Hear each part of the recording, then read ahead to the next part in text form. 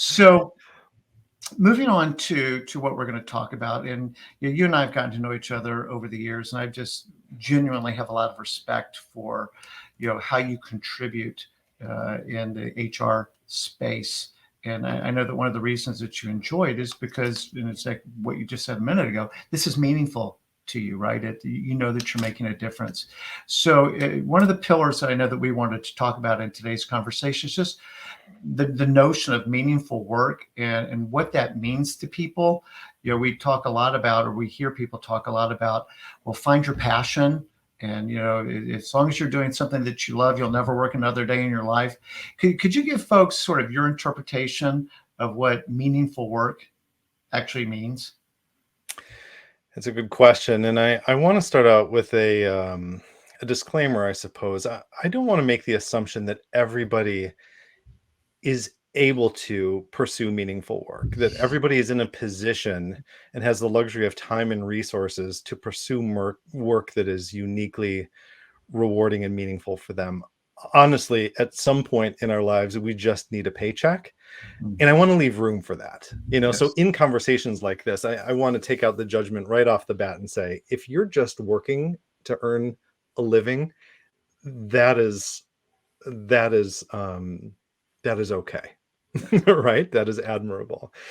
If we are to focus on what meaningful work entails, I think for me, I had to get beyond a significant obstacle. And that obstacle for me was conflating or confusing work that I did really well with work that I was passionate about.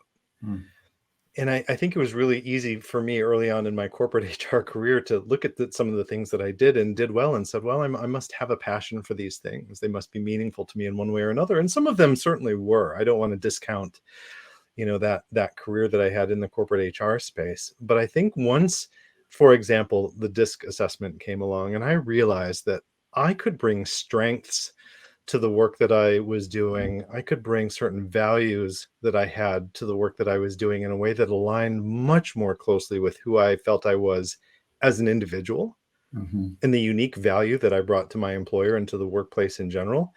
I think that's when I began to really scratch the surface of meaningful, fulfilling work that was aligned with who I felt I was at my core and the value that I brought to the world. Yeah. So I want to go back to your original caveat, which is, not everybody has the luxury necessarily of air quote meaningful work.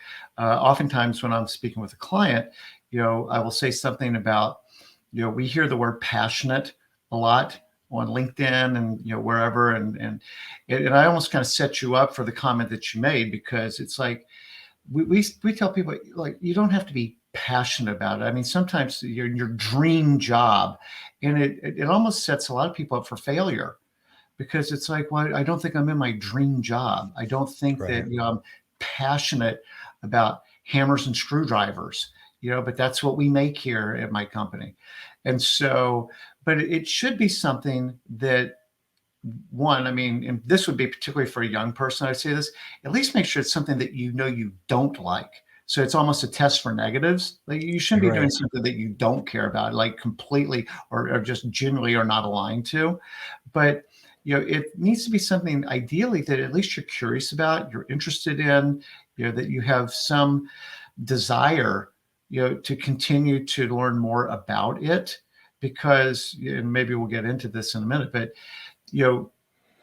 as things continue to change and leaders are looking for agile learners, you need to be interested in what it is that you need to learn more about as technology comes along or business models change or whatever it is that requires you to learn something new. If it's something that you don't care about, like even a little bit, well, then you may want to start carving out a little bit of time to find something that's more rewarding to you and at least light your fire a little bit. But I do want to just underscore the point that you made that I would be aligned to, which is, do you love it? I don't know, but I'm happy. I'm satisfied. It fits the rest of my life sufficiently that I can be with Evelyn, and that's important to me. Yeah. So it doesn't have to be everything to you all the time. I think that's fair. I I think we can be quick, and I have been myself too, to as I've coached people, because I've done some career coaching, to begin with, what are you passionate about? And so a lot of people will say, well, follow the passion and that meaningful work will come.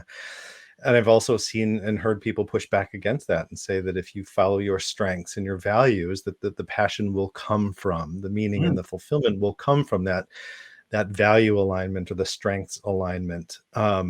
You were kind enough to mention Evelyn again. It just reminded me, in most of the disc workshops that I do now, I begin with a slide that is a picture of her. And I Oh, say very candidly and honestly, there's no place I would rather be than facilitating disc with you here today, whomever my audience happens to be. The only other place I would rather be is at home, with our 11-month-old. But she's at daycare anyway, and she's not at home. So this is the but the point that I make there is that, number one, I'm doing something for a living that I truly love, that I feel is a reflection of me, that I'm passionate about. I'm okay to use that word. But I also keep it in perspective, mm. that I'm driven to do what I do professionally by other things. And Evelyn happens to be one of those other things. And I just, the value of that perspective is just, it's irreplaceable, I think. Yeah. So it makes me think about a couple things. One of the things that, with respect to the pandemic and the seismic changes that that's caused for people, is the way I say it is, before the pandemic, for a lot of people, the frame was work and life needed to fit into that. So I travel 70% of the time. I've got a 2-hour commute, like whatever, the burden is. But I got to carry that because work is the frame and my life just somehow needs to fit into that. And so I'm not home because daddy's got to work, kind of a message.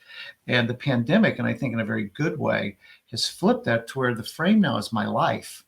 And where does work fit in to my life? And I think, Yeah. that again kind of depressures that work needs to be the most important thing. But no, my family is my life is my most important thing, and Right. work needs to fit into that. And so, that's a big deal. The other just sort of slight story for a second is I wrote our online job course is called Making Your Own Weather. And the intent behind the title is you have more agency than you think that you do, and you're not a victim. You can go make things happen. You have control. And so I found that as I was trying to write it, that I was dabbling and like, hey, I'll try and carve out an hour here and an hour there, and that didn't work. So I took a week off one August. Like my only purpose this week is to go write this thing. Like, okay, cool. Well, my alarm went off 6 o'clock that Monday morning. That it was my job to go write this thing, and I'm literally still in bed, head on the pillow, and the alarm goes off. I'm like, oh crap! I got a term paper I got to go write this week. And like almost immediately, it's like, psh, psh, you know, Yeah. like, no, the reason you're getting up to do this today is you're going to go help people, and hopefully people you'll never even meet who are going to benefit from some of the Right. things that you'll be able to share with them that they didn't know, that you've had the benefit of learning over time, that you're able to impart to make their search for work easier and more Yeah. fulfilling. That's worth waking up for. Yeah. And from that point on, I had no problem writing it because I kind of got centered back on the why, not the Yeah. what. Yeah. And the what became much easier. Um, Something that I picked up along the way that has been helpful to me, in very similar terms, is whenever I'm thinking I have to do something, reframe it as though I get to do something. And just that, because I think language is powerful, just using a single word a little bit differently really changes your perspective on what your tasks look like for the day, what your opportunities see. Instead of calling them tasks, we can call them opportunities. So, Yep. I think we could talk at length about that for sure, but just this value of perspective. Before, I may have been going into an office and coming home, and I had very distinct work and personal lives, so it was easy for me to decide, well, what's in the frame and what fits into that frame. And then suddenly, I'm working from home. My wife, who's a first grade teacher, is trying to teach a class on Zoom of first graders who are learning on Zoom for the first time ever. We have a new baby who's, sort of in the mix. And you realize that there isn't work life balance. It's work life blend, that it's just life. And it's on each of us to determine to what extent we want work to fit in. And again, I even say that with a disclaimer, because I think I would argue that there are some people out there that say I don't have that luxury of Yeah. determining whether or not work fits in or how it fits in. Like my life has to be work for the income. And again, I get that. And I understand that. I can Yeah, appreciate it. yeah. And I appreciate that empathetic approach to it, because not everybody's starting from the same spot. And Right. we need to do what we need to do sometimes. I think that's one of the things that we admire about previous generations is, grandpa went to the steel mill every day, you Right. know, and now, Yeah. grandson gets to go to college and have a different life Yeah. experience because grandpa went to the steel mill every day. So